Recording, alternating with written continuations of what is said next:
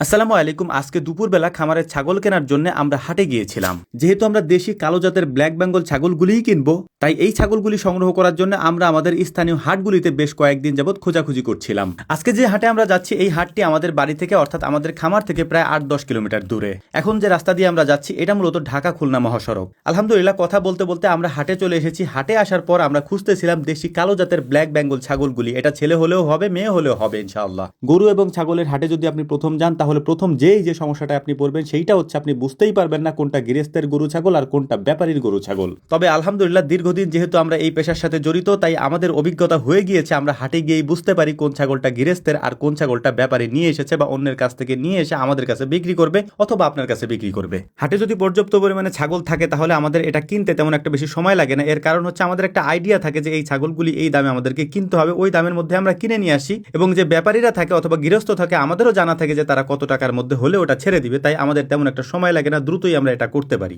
আমরা একটা দুইটা করে ছাগল দেখতেছিলাম এবং পছন্দ করতেছিলাম, কিন্তু ওই যে বললাম একটা জিনিস, সেটা হচ্ছে যে ব্যাপারী এবং এখানে আসার পর এমন একটা পরিস্থিতি তৈরি হয় যে আপনি বুঝতেই পারবেন না যে কোনটা মালিক, কোনটা ব্যাপারী, কোনটা গৃহস্থ।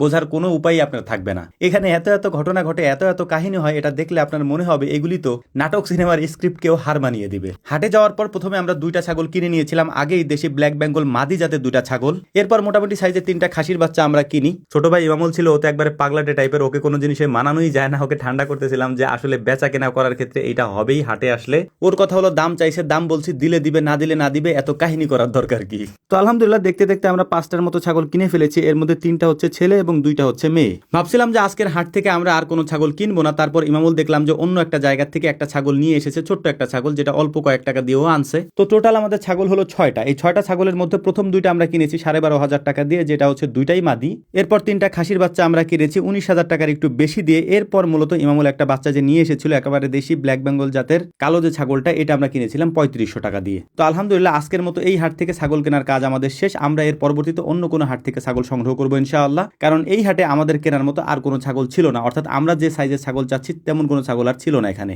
যেহেতু দুপুর হয়ে গিয়েছে, তাই দুপুরের খাওয়া দাওয়া সেরে তারপর ছাগলগুলি নিয়ে আমরা আমাদের খামারে চলে যাবো ইনশাআল্লাহ। তো আপনাদেরকে একটু বলে দেই বিষয়গুলি, কেন আমরা দেশে এত এত উন্নত জাতের ছাগল থাকা সত্ত্বেও এই দেশি ব্ল্যাক বেঙ্গল ছাগলগুলি অর্থাৎ কালো জাতের যে দেশি ছাগলগুলি আছে সেগুলি সংগ্রহ করে থাকি। এটার পেছনে কারণ হচ্ছে এগুলি আমাদের দেশের আবহাওয়ার সাথে একেবারে পারফেক্ট। এর পাশাপাশি এর রোগবালাইও কম হয়। এর পাশাপাশি স্থানীয় হাটে বা বাজারে এই ছাগলগুলির চাহিদা অনেক বেশি থাকে, অর্থাৎ সারা বছরই থাকে আর কি। এই কারণেই মূলত হচ্ছে যে আমরা এই দেশি ব্ল্যাক বেঙ্গল কালো জাতের ছাগলগুলি পালন করার চেষ্টা করছি। তবে আপনাদের জ্ঞাতার্থে আরও একটা বিষয় বলে রাখি, এখানে যে ছাগলগুলি আছে এগুলি সম্পূর্ণ দেশি না। এর কারণ হচ্ছে এই ছাগলগুলিকে এখন বর্তমানে উন্নত জাতের ছাগল দিয়ে ব্রিড করানো হয়, যে কারণে এগুলিকে আমরা 100% দেশি বলতে পারছি না। তো যাই হোক, আলহামদুলিল্লাহ, ছাগলগুলিকে নিয়ে আসার পর আমরা আমাদের উঠানে এগুলিকে বেঁধে রাখতেছি। ইনশাআল্লাহ আগামীকালকে এগুলিকে পরিপূর্ণ ট্রিটমেন্ট দিয়ে তারপর আমাদের খামারে আমরা উঠিয়ে নেব ইনশাআল্লাহ। তো আমাদের জন্য দোয়া করবেন, আল্লাহ তাআলা যেন আমাদের খামারে বারাকা দান করেন। আসসালামু আলাইকুম ওয়া রাহমাতুল্লাহ।